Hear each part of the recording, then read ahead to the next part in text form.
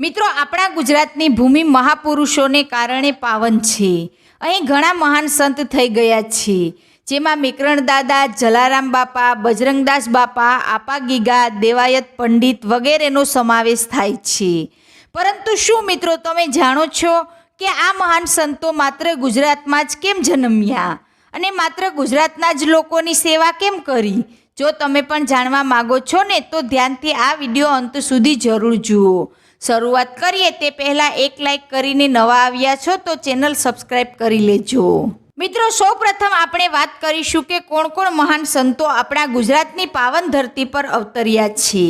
Number 1, મેકરણ દાદા. મિત્રો, મેકરણ દાદાનો જન્મ કચ્છ જિલ્લાના ખોંભળી ગામમાં થયો હતો. તેમના પિતાનું નામ હળદોરજી અને માતાનું નામ ફાયાબાઈ હતું. તેમનું બાળપણનું નામ મેકોજી હતું, જે તેમની માતાએ પાડ્યું હતું. કહેવાય છે કે તેમણે માત્ર 12 વર્ષની ઉંમરે જ સાધુ તરીકે દીક્ષા લીધી હતી. દીક્ષા લીધા બાદ તેનું નામ મેકરણ પડ્યું હતું. તેઓ હંમેશા પોતાના ખંભા પર કાવડમાં રોટલો અને પાણી ભરીને કચ્છના રણમાં ભૂખ્યા તરસ્યા લોકોને પૂરું પાડતા. તેમની સાથે મોટે ભાગે એક લાલ્યો નામનો ગધેડો અને મોતિયો નામનો કૂતરો રહેતા. તેમણે તેમના 11 શિષ્યો સાથે દ્રાક ગામમાં સમાધિ લીધી હતી. નંબર 2, દાસી જીવણ. મિત્રો, દાસી જીવણનો જન્મ રાજકોટ જિલ્લાના ગોંડલ તાલુકાના ઘોઘાવદર ગામમાં થયો હતો, જે સંવત 1806માં આસો વદ અમાસ એટલે કે દિવાળીના દિવસે ચમાર જ્ઞાતિમાં એક ગરીબ કુટુંબમાં થયો હતો. તેમનું મૂળ નામ જીવણદાસ હતું. તેમના પિતાનું નામ જગા દાફડા અને માતાનું નામ સામબાઈ હતું. દાસી જીવણના પિતાનો વ્યવસાય તે સમયે મરેલા પશુઓના ચામડા ઉતારી તેને કેળવવાનો અને ઇજારો રાખવાનો હતો.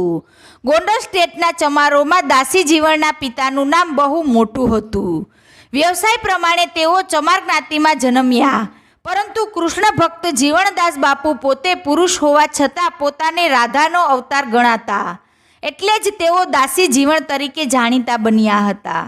નંબર 3, બજરંગદાસ બાપા. મિત્રો, બજરંગદાસનો જન્મ ભાવનગર જિલ્લાના મહુવા તાલુકાના બગદાણા ગામે થયો હતો.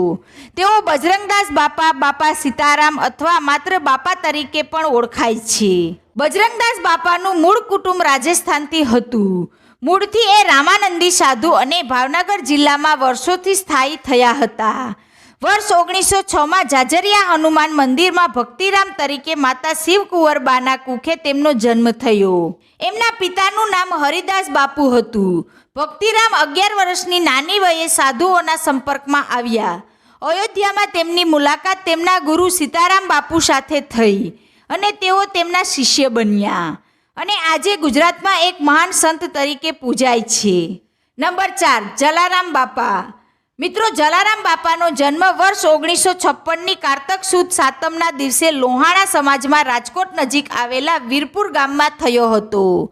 જલારામ બાપા બાળપણથી જ પ્રભુ ભક્તિમાં રસ ધરાવતા હતા અને તેમાં જ લીન રહેતા હતા.